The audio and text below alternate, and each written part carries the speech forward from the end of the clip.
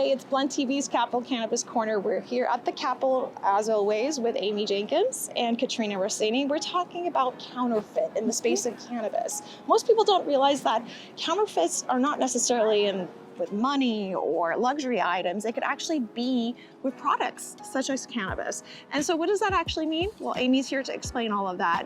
Thanks, Amy. Yeah, and let us know, what do people actually do when they counterfeit? Okay, cannabis? well, you already said it, but we've seen lots of knockoffs. I've purchased knockoffs. I mean, frankly, I'll knowing admit, or unknowing? No. knowing handbags, watches, Okay, shoes. you're not supposed to share that. Well, it is estimated that actually, in totality, Right. the counterfeit business is about a $4.5 trillion business worldwide. It's insane. So it's huge.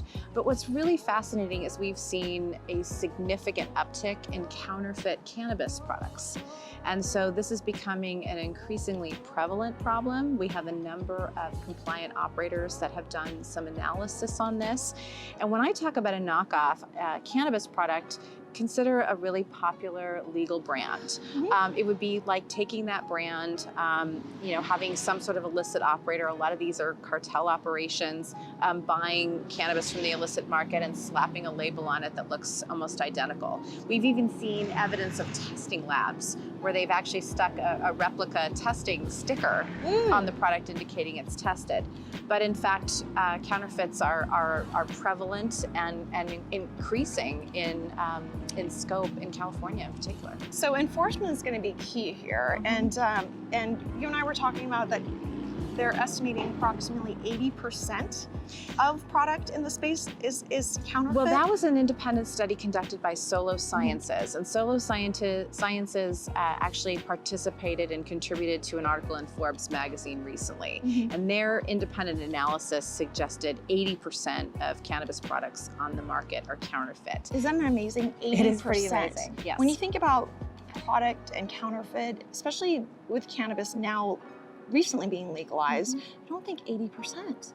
I mean, I wouldn't, Well, based on those statistics, we Right. could probably almost guarantee, even I could almost guarantee that I have consumed a knockoff product. Yeah. When in fact I've done everything I can do to assure that I am actually consuming products that are legal and compliant. I owe that to the industry as someone who helped to write the regulatory framework, and I owe that to my clients, and we should all be doing that. But yes, if that is in fact true, I could have unknowingly acquired a knockoff product.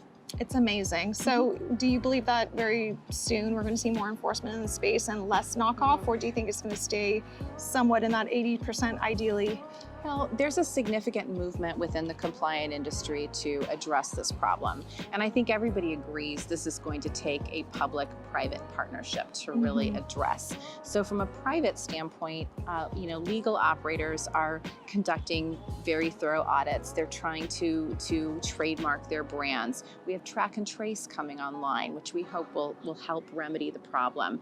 But, to your point, we do need to see more investment in enforcement and more investment in public education, because to think about it, if you are consuming a knockoff product, you are consuming a product that has in all likelihood not been tested. And we've all been about, advancing measures to protect consumer health and safety. And we cannot guarantee that with these counterfeit products. Yeah. Well, be careful out there when you are making product purchases, obviously. And in the meantime, make sure you go ahead and add us on BlunTV and subscribe. Thanks for your follow and support. Thanks, Amy, for your time. And we're going to continue to roll out more and more content later this week.